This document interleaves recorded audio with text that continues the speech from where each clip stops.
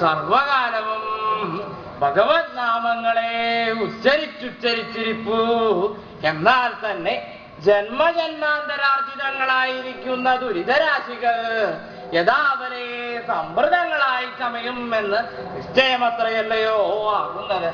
ആയത് കൂടാതെ കണ്ട് മറ്റസാരങ്ങളായി അല്പസുഖപ്രദങ്ങളായി അവസാന വ്യസങ്ങളായിരിക്കുന്ന ഓരോരോ സംസാര സാഗര തരംഗങ്ങളിൽ സാരബുദ്ധിയാ പരിഭ്രമിച്ച് വൃഥാ തന്നെ കാലക്ഷേപം ചെയ്തു പോകുകയല്ലയോ ചെയ്യുന്നത്.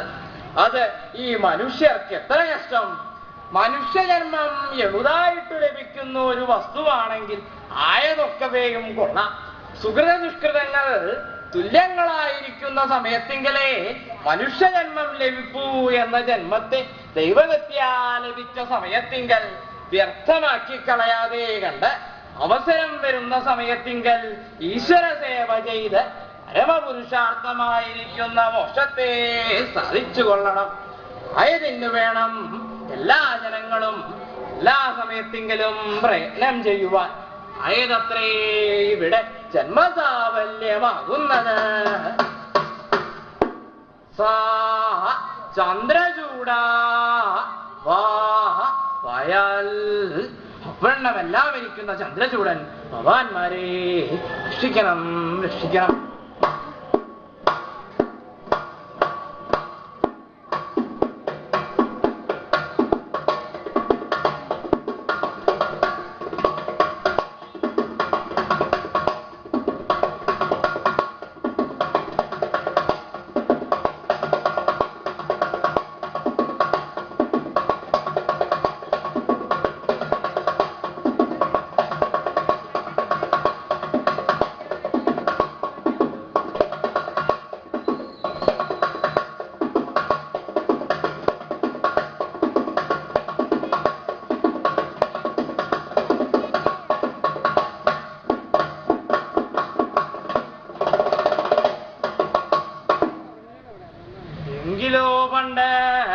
സകല ലോകൈക നായകനായി സച്ചിദാനന്ദ സ്വരൂപനായി ഭക്തവത്സലനായി ചന്ദ്രകലാധരനായി പാർവതീ വല്ലഭനായിരിക്കുന്ന ഭഗവാൻ സ്വാമി ശ്രീ പരമേശ്വരന്റെ പരമഭക്തനും വില്ലാളി വീരനുമായിരിക്കുന്ന അർജുനന്റെ അതികഠിനങ്ങളായിരിക്കുന്ന തപശ്ചര്യകളെ കൊണ്ട് ഭഗവാൻ പരമേശ്വരൻ അതീവ സന്തുഷ്ടഹൃദയനാണെങ്കിലും അഹങ്കാരിയായിരിക്കുന്ന അർജുനനെ യുദ്ധത്തിൽ തോൽപ്പിച്ച് അഹങ്കാരം ശമിപ്പിച്ച് എല്ലാ അനുഗ്രഹങ്ങളും നൽകാനായിക്കൊണ്ട് പ്രച്ഛന്ന വേഷധാരിയായി കിരാതരൂപം ധരിച്ച് കിരാതിനി വേഷധാരിണിയായിരിക്കുന്ന ശ്രീ പാർവതീ ദേവിയോടും ഭൂതഗണങ്ങളോടും കൂടി നായാട്ടാണെന്നുള്ള വ്യാജേന അർജുന തപോവന പരിസര പ്രദേശത്തെ പ്രാപിച്ച് യുദ്ധകാരണമുണ്ടാക്കി അർജുനനുമായി അതിഭയങ്കരമായ യുദ്ധം ആരംഭിച്ചു. വളരെ നേരം യുദ്ധം ചെയ്തിട്ടും ഈ കാട്ടാളനെ തോൽപ്പിക്കാൻ സാധിക്കണില്ല. ഈ എന്താ വേണ്ടത്?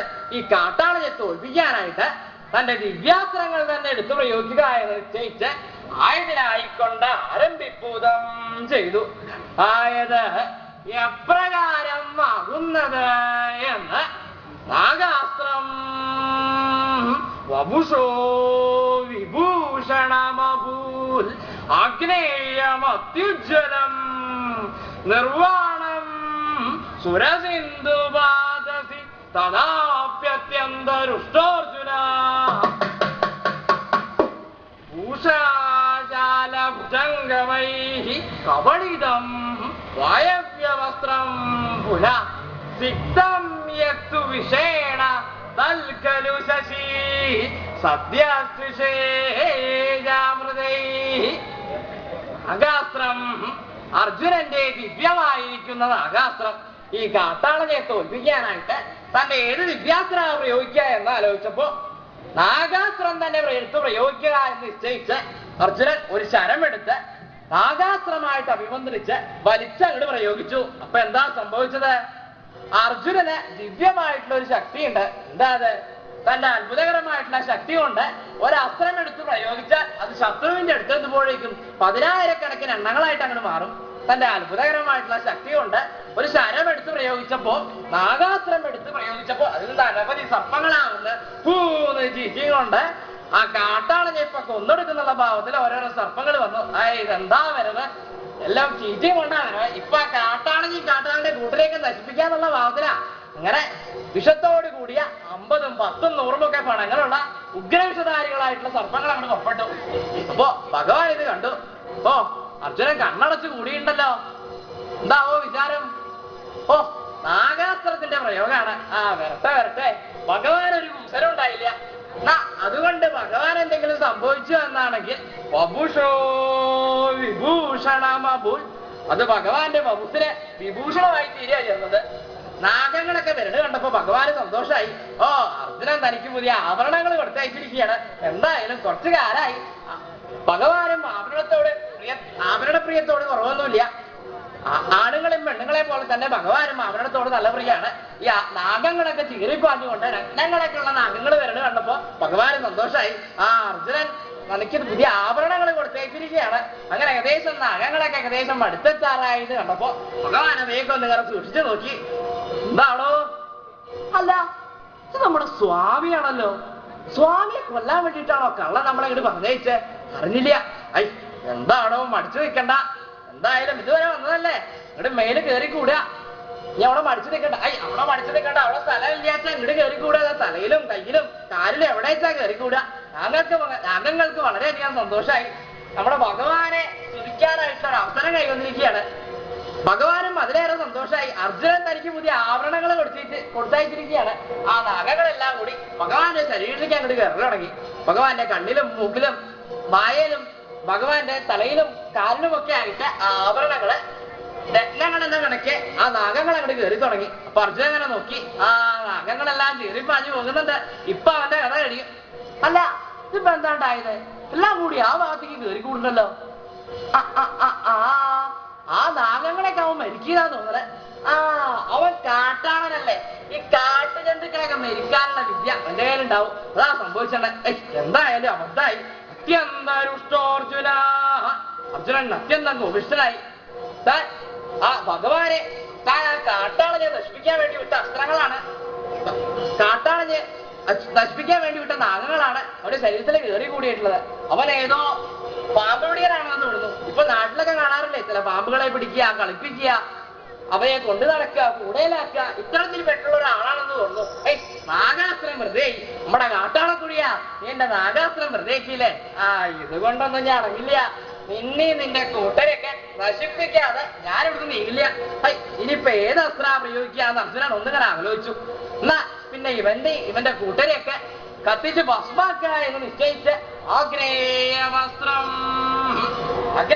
കൊണ്ട് പ്രയോഗിച്ചു. ഇപ്പൊ എന്താ ഉണ്ടായത്? അഗ്നേയാസ്ത്രത്തിന്റെ കഥ എന്താ? അത്യുജ്വലമാണ് അഗ്നേയാസ്ത്രം. അത് കത്തിജ്വലിച്ചു കണ്ടോ, അതാണ്ട് വരണ കണ്ടോ.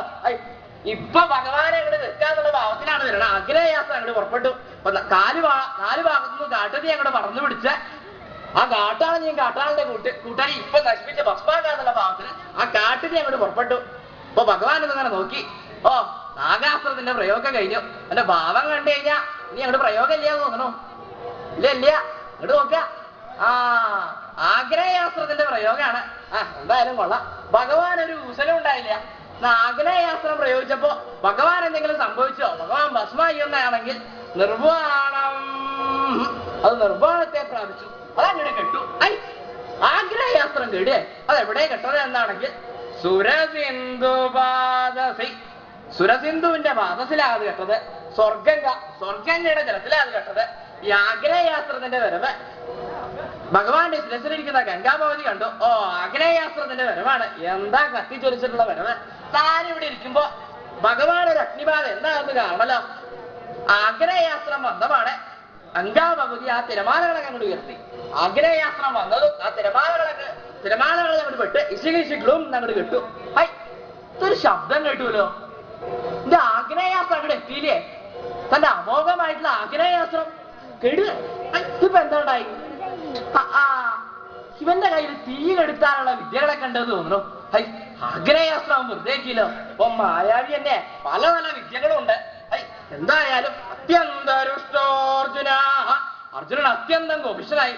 തന്റെ 2 ദിവ്യാസ്ത്രങ്ങളാ തന്റെ 2 ദിവ്യാസ്ത്രങ്ങൾ ആ കാട്ടാളക്കുഴിയാൻ നിർദ്ദേശിച്ചത്. എന്തായാലും ഇതുകൊണ്ടൊന്നും നടങ്ങില്ല. ഇവന്റെ കൂട്ടരെയൊക്കെ 7 സമുദ്രങ്ങൾക്കും അപ്പുറം അട്ടിപ്പാക്കാമെന്ന് നിശ്ചയിച്ച അർജുനൻ അടുത്ത അസ്ത്രമായ വായവ്യാസ്ത്രം പ്രയോഗിച്ചു. ഈ വായവ്യാസ്ത്രം പ്രയോഗിച്ചപ്പോ എന്താണ്ടായത്? 4 ഭാഗത്തുനിന്നും കൊടുങ്കാറ്റ് അങ്ങോട്ട് പുറപ്പെട്ടു. 7 സമുദ്രങ്ങൾക്കും അപ്പുറം ഇവയെ എത്തിക്കാന്നുള്ള ഭാവത്തില് കാറ്റങ്ങൾ പുറപ്പെട്ടു. കാറ്റേ ഓരോരുത്തരും ഇങ്ങനെ നിലയുറപ്പിക്കാതെ ആയി തുടങ്ങി. അപ്പൊ കാറ്റങ്ങോട്ട് പുറപ്പെട്ടപ്പോ ഭഗവാൻ ഇത് കണ്ടു. വായവ്യാസ്ത്രത്തിന്റെ പ്രയോഗമാണ്. അർജുന അത്ര വേഗം നിർത്താനുള്ള ഭാവമില്ല. എന്താ